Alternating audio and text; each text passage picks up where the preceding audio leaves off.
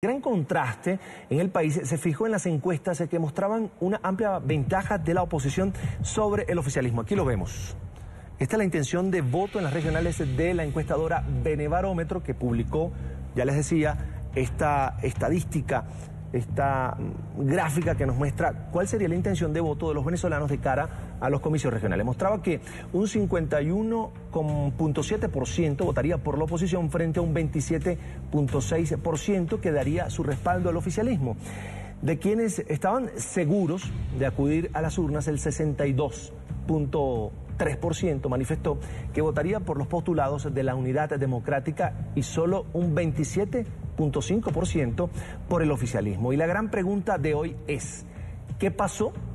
¿Por qué los resultados fueron completamente contrarios a esto, por ejemplo, a esta proyección que fue publicada por Benevarómetro? Y así mostraba el mapa la consultora ORC. Había publicado este mapa en el que se observa los estados donde la oposición tenía más posibilidades de ganar. Hoy estos estados están en manos del oficialismo y fue donde más irregularidades hubo. Estados en azul, por ejemplo, estarían en manos de la oposición, solo los rojos en manos del oficialismo. El mapa es totalmente contrario.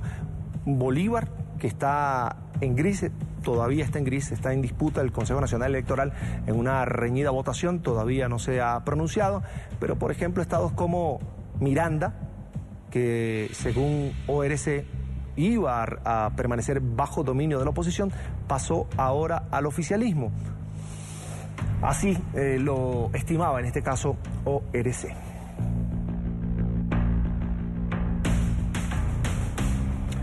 Es por ello que vamos a saludar a Osvaldo Ramírez, consultor en estrategia y campañas electorales, director de ORC Consultores. Señor Ramírez, una muy buena tarde, gracias por atendernos. Feliz tarde, Carlos, y feliz tarde a todos los que nos están viendo. Hoy los venezolanos tienen dudas no solo del trabajo de la Mesa de la Unidad Democrática, de esa decisión de ir a votar o no, sino también de los números que la mayoría de las encuestadoras venezolanas ofrecían semanas antes de estas elecciones. Es decir, se esperaba un arrase de la oposición y no ocurrió. ¿Cuál es su lectura de lo que ocurrió? Mira, lo primero es que claramente el gobierno está cerrando en la puerta de los venezolanos la opción electoral. Esto significa, de cierta forma, que el venezolano comience a dudar de si efectivamente el votar va a poder resolver los problemas políticos del país, por una parte, y por la otra, si efectivamente el gobierno está todavía aún más dispuesto a pasarse el semáforo rojo con la finalidad de torcer la voluntad electoral para seguir manteniendo el poder. Quizás esta es la diatriba con la que amanece el pueblo venezolano hoy, 16 de octubre. Ahora, ¿dónde estuvo el punto de quiebre? ¿Por qué la mayoría de las encuestadoras fallaron? Mira, hay un tema importante. Yo creo que las encuestadoras no tienen la capacidad de poder en un momento determinado decir qué sucede el día de la elección.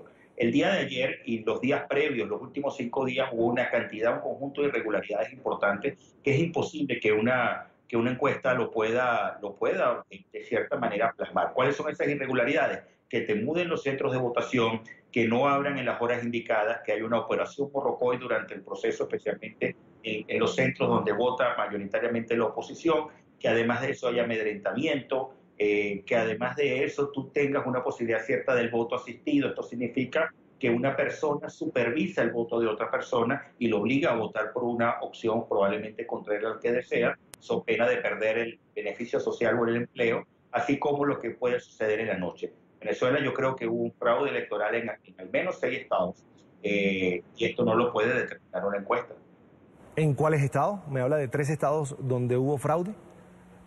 Mira, no, hubo 6 estados en donde las irregularidades claramente te podían preconfigurar un fraude. Esos estados son Miranda, Carabobo, Lara, probablemente Aragua, tienes el caso de Bolívar, que está bastante complejo. A esta hora se están dando unas irregularidades importantes hacia el candidato Andrés Velázquez, donde está en la sede del Consejo Nacional Electoral y están lanzándole bombas lacrimógenas, al nombrar al menos esos estados. Pero la realidad es que el oficialismo, que tiene un 30% sólido a nivel nacional, ese 30%, cuando lo ves en algunos estados, logra ser mayoría electoral, pero son estados que tienen muy pocos electores, la base electoral es muy baja. Ahora, señor Ramírez, cuando se habla de fraude hay que explicarle a nuestros televidentes en qué consiste el fraude. ¿El fraude es los obstáculos o fraude de modificar los resultados?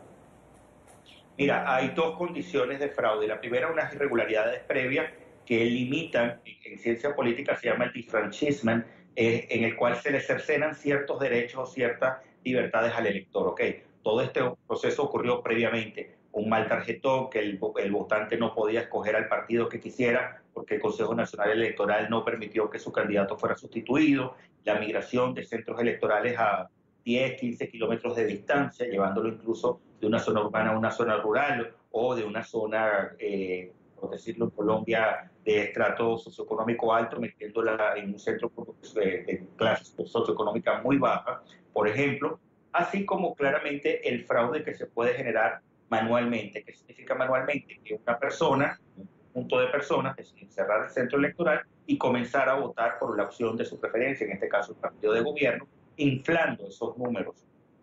Es decir, el voto queda registrado porque no hubo allí un testigo quizás de la oposición. ¿Usted pudo evaluar los días previos, las semanas previas a la elección, la conformación de esa maquinaria de la oposición para vigilar el voto, para estar allí hasta el último minuto? Mira, nosotros no tuvimos acceso el día de la elección, pero sí tenemos conocimiento por trabajo previo, que la oposición lamentablemente no ha llegado a tener el 100% de blindaje de sus testigos electorales. Ha logrado en algunos momentos lograr al 95, 94%, así como el chavismo tampoco lo ha tenido. Esto es uno de los fenómenos en América Latina más complejos. Cómo tienes una estrategia de defensa del voto totalmente blindada e incluso que supere las necesidades mínimas. ¿Qué pudo haber pasado en esta oportunidad?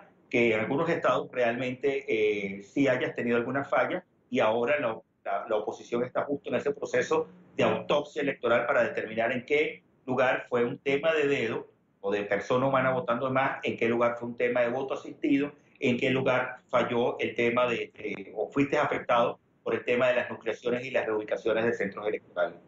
Señor Ramírez, ¿cómo explica usted, cómo define usted, no, mejor, cómo explica usted el fenómeno de no siempre la mayoría popular es la mayoría electoral?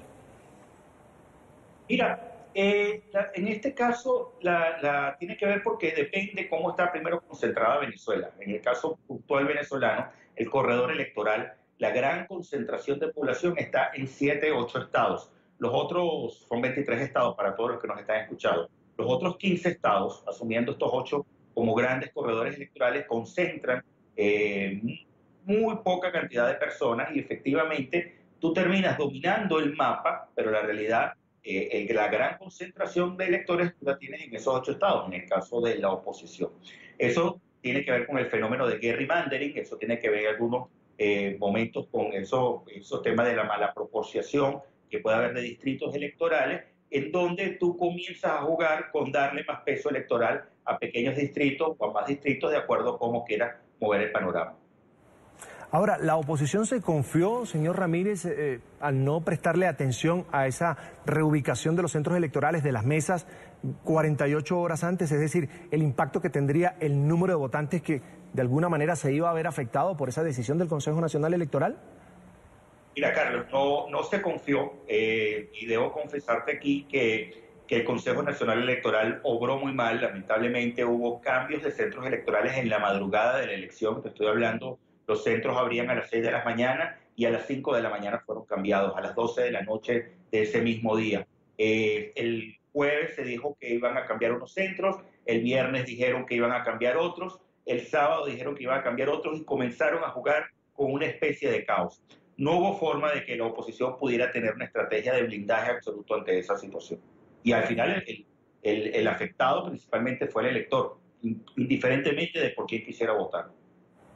Bien, entiendo. Vamos a agradecer a Osvaldo Ramírez, es consultor en estrategia y campañas electorales, director de ORC Consultores. Gracias por estar con nosotros, una muy buena tarde. Feliz tarde.